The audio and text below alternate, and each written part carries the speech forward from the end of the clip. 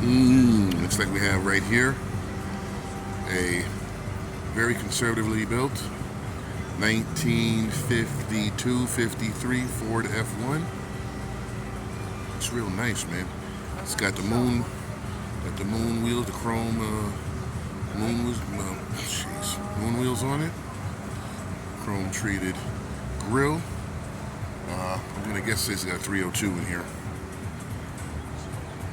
Flathead. It's got a Ford Flathead 8.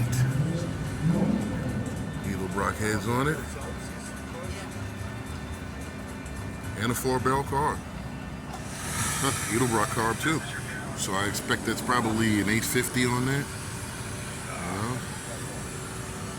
Aluminum radiator, condenser. It's got air conditioning. The billet treatment. Oh yeah, this is sweet, man. This is sweet. Let's get on up in there and show you what we're dealing with. Ain't that something? Ain't it something? Flathead V8. You know, paint is real nice too. It's got a nice little. Doesn't look like clear coat to me. It looks like a lacquer, but it's got a nice polish on it. You know, it's got the 3-inch white wheels, white walls, Moonies. You know, what is it? 1951. It's a 51. Okay, 1951 F1. What are we dealing with here? La la la la la la la.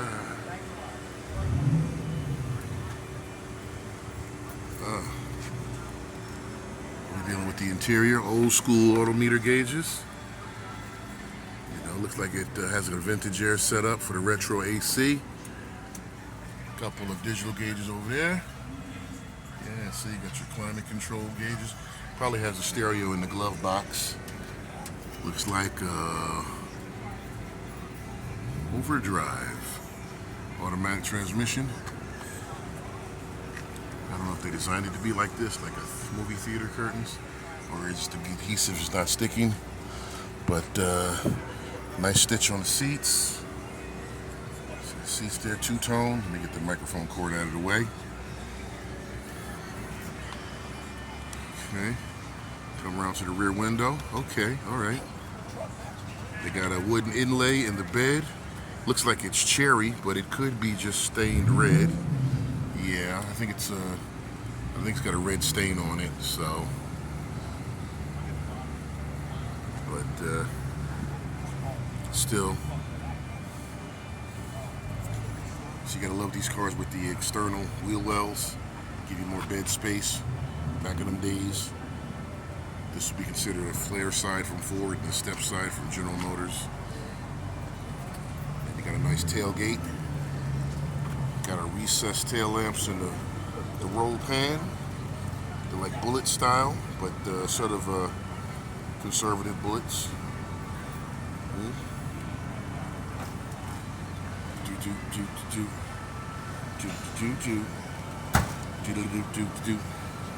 You know, these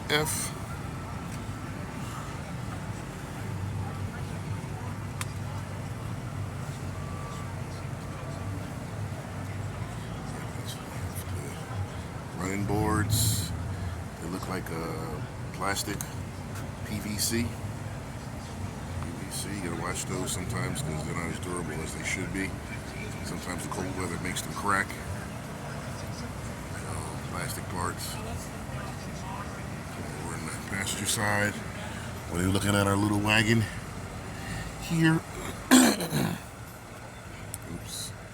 Nice. Nice. You see that the round pedal is how you activate the starter. I believe, right? This is a brake pedal, but is it the brake pedal?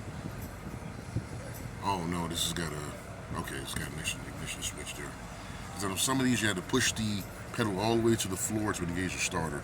That'd be the accelerator. This has got it's a mechanical arm for the brake pedal. And then, so it's gonna have a single circuit still in this thing, huh? Got your radio antenna.